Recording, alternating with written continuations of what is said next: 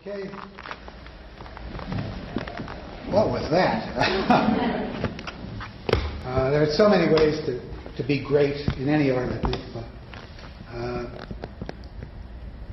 bailaor, male dancer, that means you don't have to worry about the other part. This was the man who seemed to have the most magic. There's a concept in Spain, a construct. Garcia Lorca wrote something when he was studying at Columbia. One thing he wrote was, you'd be amazed at how much these Americans really love the Spanish music and dance. But he also wrote something, an essay on this duende, this mystical quality. And he said, writing in the 30s, in the late 20s, I think, and he said, years ago, at a flamenco contest in Jerez, a woman of 80, competing against girls with waists as supple as water, walked onto the stage and struck one blow with her heel and carried off the prize. Because in that blow, while the young girls had Angel and Gracia, in that one blow, the dying duende triumphed as it had to, dragging the blades of its wings along the ground. This gets mystical and upsetting, but there is something that's going on in this music that man embodied, and that certain singers embody, and we'll see them, which is why some of us go into it. It is for moments, and I'm talking about moments in a year, minutes, very little. It doesn't happen often. The only other art I can think of where something that specifically has that quality applies is the bullfight. And today, by the way, the bullfight was banned in Barcelona, banned in Catalonia, the northern region of Spain. But one of the parallels and the relationship it has with flamenco is this strange once-in-a-whileness that is embodied by just a few people. We may discuss this further later, but I'd like to know if there are questions, and for that I wonder if we get some light on people, or if you just call out a question. Thank you. That's good. I know this raises issues. The first sure. four, can you distinguish between the first piece that we saw in the formal? Yeah, in the film. Right. Yes, as I mentioned, the first thing we saw with the girls dancing was flamenco. Now, actually and technically, because it's a Sevillana, it's very widespread, not just in Seville, but it's an open, airy dance that goes up.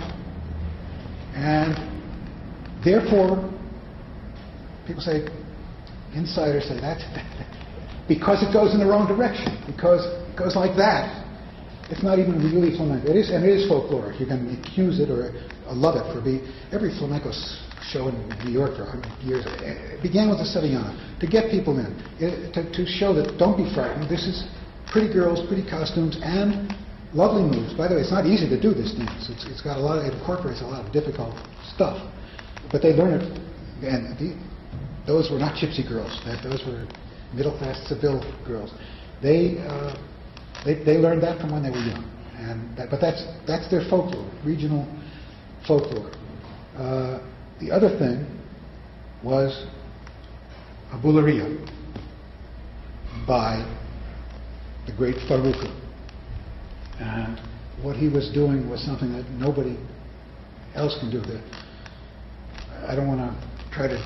You saw it, so was it there? Was it not there? A friend of mine, I think Jay Cantor, I said, yeah, I finally figured out what it is about Faruko. I said, what? He said, Rumpelstiltskin. I said, what do you mean? He said, I had a book, a storybook when I was a kid. There was this little fat gnome, and he'd asked a girl to guess something. And finally, one day, she guessed the right answer, and he went like that. And something happened so quick, and he disappeared. And he said, that's what I think of when I see Faruko go from utter stillness to some thing that you... And he's one of the great treasures. His son, Farukito, is one of the great dancers of Spain. I will try to do a little rundown, my opinion of dance. And I do come at this not only from dance, and in fact, I come at this primarily from the song, and I happen to be involved personally with the guitar. So you tend to be a little resistant to change and a little ignorant of some of the technicalities of dance in my position, and you see it almost from the outside, whereas the rest I see from being, well, at least my nose is pressed more firmly against the glass, because you're always an outsider in this game. I've never been. I hang around with people, but I know where the challenge in flamenco in doing what I try to do is told me saber estar. What is that? To know to be? No, to know how to be. Some people have that gift. It's very difficult, but if you don't know that, you won't understand flamenco or how to get into it. Question. We saw that. Yes, please. The two women who were in the film Champagne before El Faruco, what were they performing? That was the Sevillanas. That was the Not the women in the film. Oh, that was. I'm sorry. Pardon me. That was also Bullerias. Bullerias also. They were. Okay. This is filmed in the fair, but I always went there at 5 in the morning, because that's when things were starting to pick up. Everybody was tired of certain things, but that's when things happen. In Jerez, I go to El Colmao at 5 in the morning, because that's when things are starting to happen. So yes, that was Bullerias by excellent gypsy people. And you started by saying that we have a problem with the song. What is our problem with the song? Well, suppose you want to invent a music that nobody liked. What would you do? First of all, you'd kick out anybody who had a really nice voice. Then you would make it in a rhythm such that it takes 2 years to clap along to, because of the 12 and so on. You would put it in a foreign language, but you make it that language so that people who speak that foreign language don't understand the way it's being pronounced in the songs. You would take instead of being in the major or the minor, it would be in a key that we don't know, or rather we're not familiar with, called the Phrygian mode, A minor, G, F, E. And it gets worse.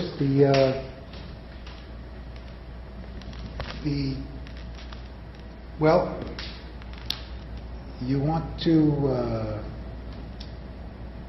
have somebody sing it right. What is the song? How does it go? It never goes the same way twice. It's a collection of stuff that's just in the air. Occasionally improvised, but usually from the verses of the song that everybody knows what they are, but you don't memorize. You just, one of them occurs to you.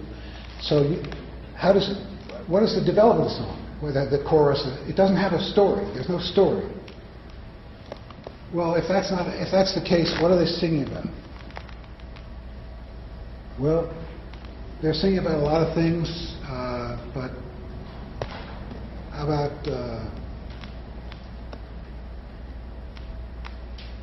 I prayed to God to take the suffering of my mother and give it to me. And in fact, one of the most mysterious things about flamenco song, and it's a minoritory art, meaning people don't like it.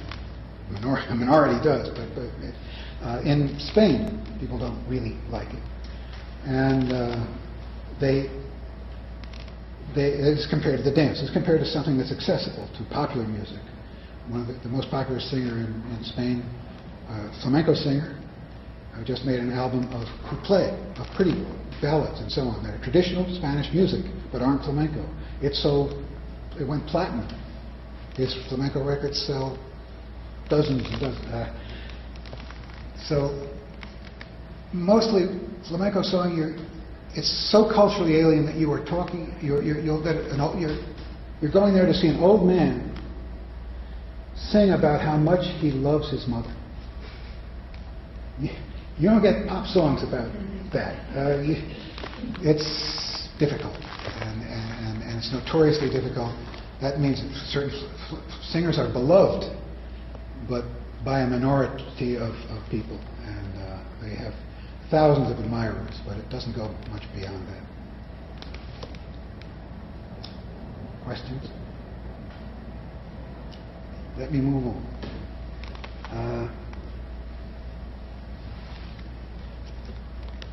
Let's see. Flamenco came to me with a built-in, really romantic backstory. It was true that most of the 50 flamenco songs were not necessarily gypsy. In fact, were not. They were Andalusian. Not that the gypsies aren't in Andalusia, they're Andalusian people, but they are also gypsies. 5 forms had this clear gypsy genesis, but that was the 3 monumental tragic cante hondo songs. We've actually mentioned them before: Soleá, Sigirias, Martinete, or Fernand. They also included, in what we believed was the gypsy contribution, the bulerías, which we saw, the up-tempo song, and also a form called the tangos, another up-tempo song. The tango is remarkable in that it works in 1, 2, 3, 4, 1, 2, 3, in a rhythm we can understand. That's so extraordinary, I can hardly tell you. 5 forms, though, out of about 50, 10% from what was the gypsy side. But if you put them on an imaginary scale, they weighed about as much as the other 45 or so. Or so it seemed. That's the way we heard it. We learned about flamenco by listening to these people, mostly gypsies, because we sought them out. They told us about their lives, they told us their family histories and their stories about the artists they learned from. In 1966, when the 80-year-old Juan Talega was telling me stories about his grandfather, we were back at the dawn of flamenco. I thought we were. Today, that approach to what's called flamencology is considered naive and absurd and pathetic and invalid.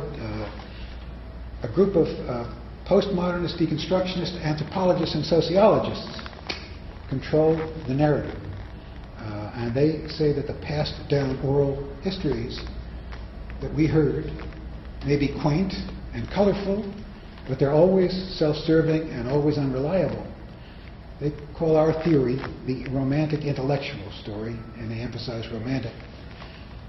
They only trust printed reports of flamenco. The first of them appeared around the 1850s. Brief newspaper accounts of public events where recognizable flamenco was performed. Before that, there were no reports.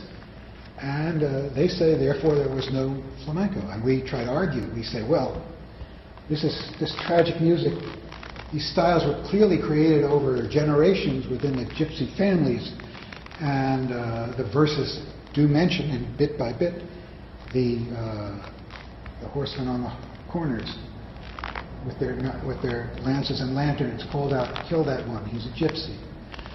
These are old verses. They tell about persecutions from before the persecutions eased around 1800.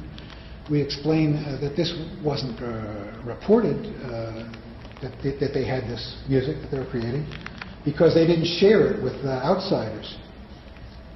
These amazing musical creations, we tell them, were forged in a hermetically sealed cultural environment that kept outsiders outside for good reason. And they listen, and they laugh, and they say, let's get this straight. You claim there was a hermetic period And your evidence for this fact, that is because it's hermetic, and your proof is that there is absolutely no proof. Where we say, well, that's what we heard. Besides, you can tell it's true because if you listen to songs, it's obvious. And then they laugh again, and they start to talk among themselves about how strange and wacky we are. And we try to fight back. We say that these were not literate people. You don't get your opinions of the Indians of the Western Plains by U.S. government cavalry reports, calling them savages that were calling them bad people. It's not reliable. If one group is not literate and the other is, you're obliged at least not to take seriously the literate point of view. Always there's been a bias about gypsies, toward them or against them, in fact. One of the old ancient ballads from England, I think maybe older than flamenco, here it's called Blackjack Davy, but it's really the Raggle-Taggle Gypsies or Gypsy Davy, about a woman who hears a gypsy singing and decides to leave her wife and her abandons her family. Because to go with the Raggle-Taggle Gypsies, will you forsake your house and land, will you forsake your baby? Yes, I would. Yes. So there's always been this romantic mythology, both for and against, sometimes at the same time, isn't it? And it makes for difficulties. Any questions now? Any thinking?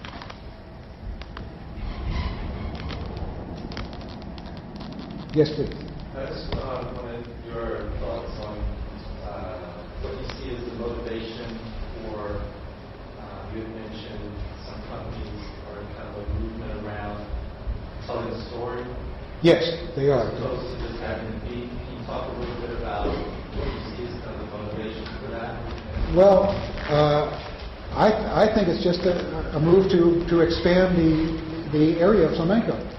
They said, wow, we could use this music to tell a story. In fact, in 1961, I was contacted by a woman, a New York dancer. She said, I want to do a Lorca story, The House of Bernarda Alba, and do it in flamenco. I said, that's ridiculous. That is now sort of the golden, you take a Greek myth or a story, you create a dance around it. It was pioneered by some great people, the great Mario Maya, who actually used flamenco to tell the story of the persecution of the gypsies, in fact. Kanalamo naquerar, which is a gypsy verb for we want to speak, queremos hablar. They've done some good work, but the question is whether it's flamenco if the dancers, and these great dancers have to mimic the motion of a galley slave or a person who's been imprisoned. It's difficult to do it this way. Let's go to a film, and if you go to number 2, we're going to see the great Carmen Amaya. First, I think we'll see the motion of the great Sabicas, the great guitarist, and her compañero accompanist for many years, and then it goes to Carmen dancing. And we saw Faruco, but with Carmen Amaya, you ain't seen nothing yet. So, number 2, if it's ready, let's go. Here's Sabicas.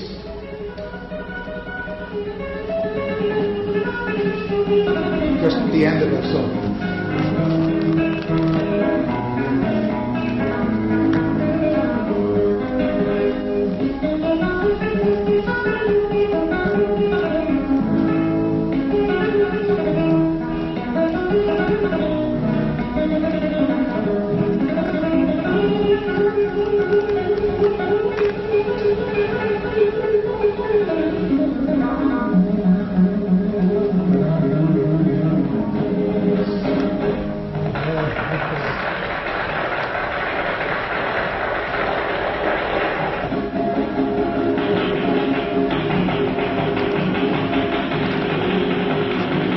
Again. 3, 4, 5, 6, 7, 8, 9, 10, 11, 12.